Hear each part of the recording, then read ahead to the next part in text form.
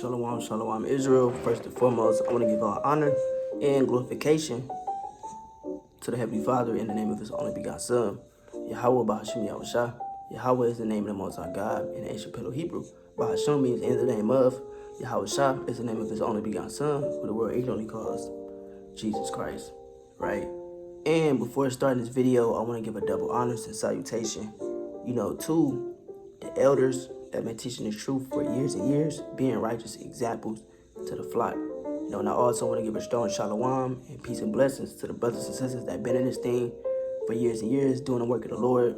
And I also want to do the same thing, to the ones that just now coming into the truth. I want to say this, the truth is not going to be easy all the time, man. Remember our forefathers and what they had to go through, our foremothers, being stoned, being betrayed, being hated. You have to endure all these things, if you want to be saved, contrary to Christianity, right? So Matthew 24:13 reads, "He that endureth the same to the end shall be saved." So you will be saved if you endure all these afflictions and be unmovable and continuously to believe in the Most High God and His only begotten Son, right? So we're about to hop into this video. This video is basically just it's going to be many different spirits, that comes into the truth. It's going to be many different people that's caught into this thing, and they're going to be wicked behind closed doors. Wicked. And I met a few brothers and sisters, who was very wicked, man. And that let me know that the scripture is very true. It's going to be many people called, but in due season, these wicked brothers and sisters will wither away. They don't endure to the end, because they're not sincere. People come into the truth, because they think it's a game. People come into the truth because they think having a brotherhood is cool, and having a brotherhood is cool, but that's not the reason, why we in the truth, right? We're not in this truth, for a fashion statement. People come to the truth just to wear the fringes, just to get a name. It's many different motives why brothers come into the truth, and it's very few who's in the truth with a sincere heart.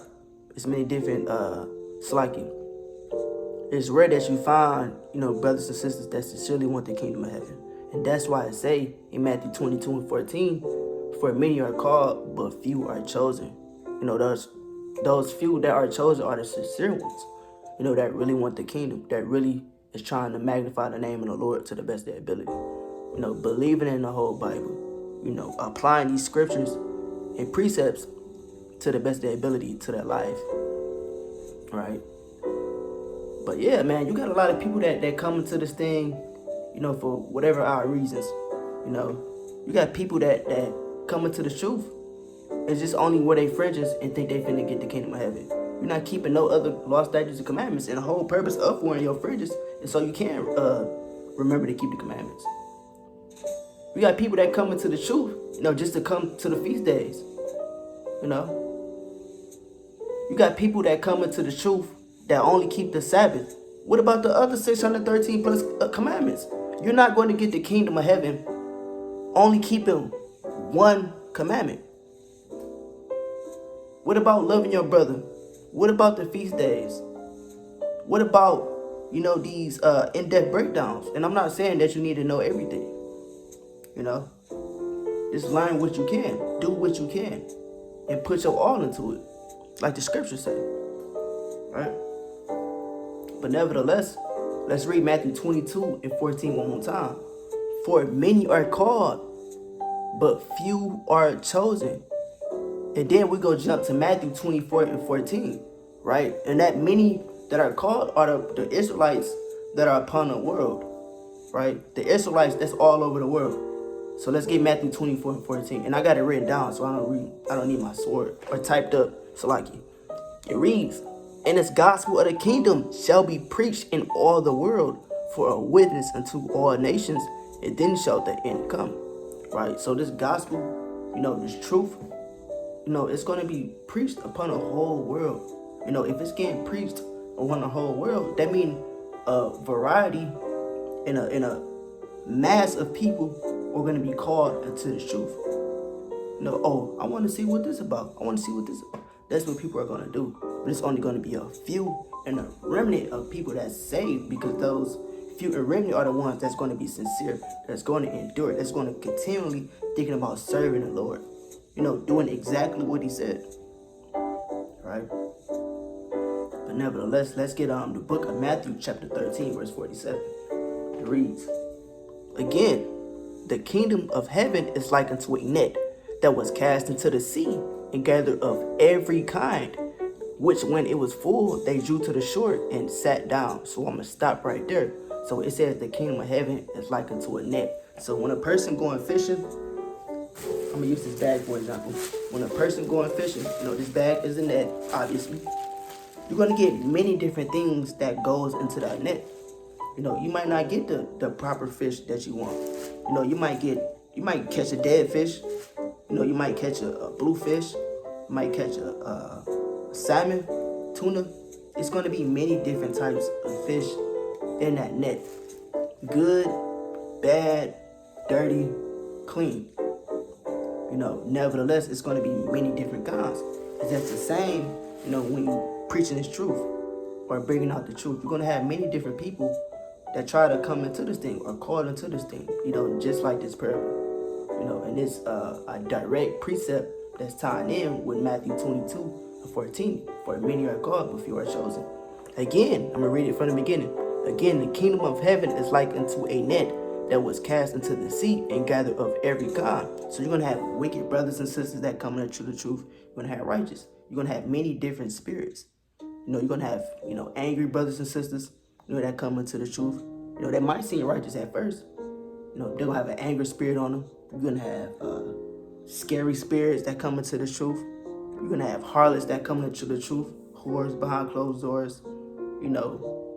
Proud spirits. You're going to have many different people that come into this thing. Right? And many different tribes too.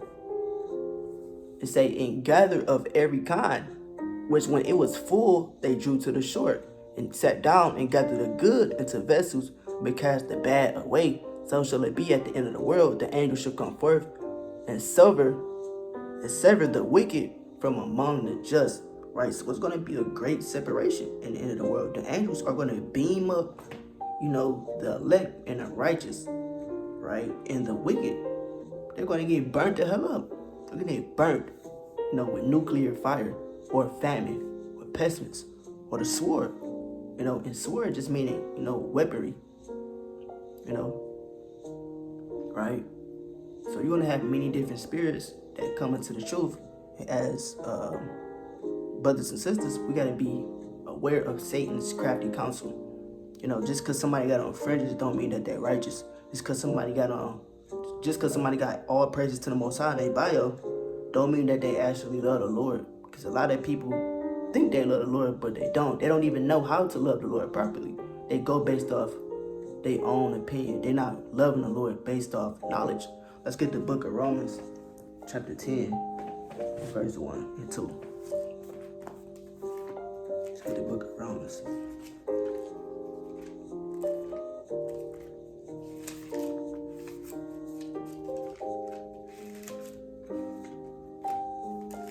Purina One has the inside story on your pet's health. It starts inside the gut with Purina One with microbiome balance. I don't even know how to. Here we go. Gut health and immune. So this is the book of Romans, chapter 10.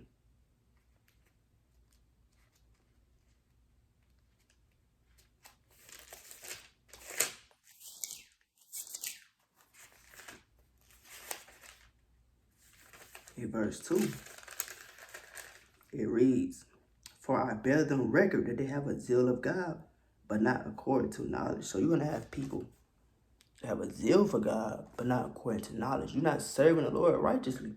It's like you're not serving the Lord correctly, And if you don't get rid of the certain spirit that you have on you, that you will not also begin the kingdom. You will not get it. You have to come back to the Lord and serve him how he told you. You don't just love somebody how you want to love them. Everybody has a specific way that they want to be loved. And the Lord do also.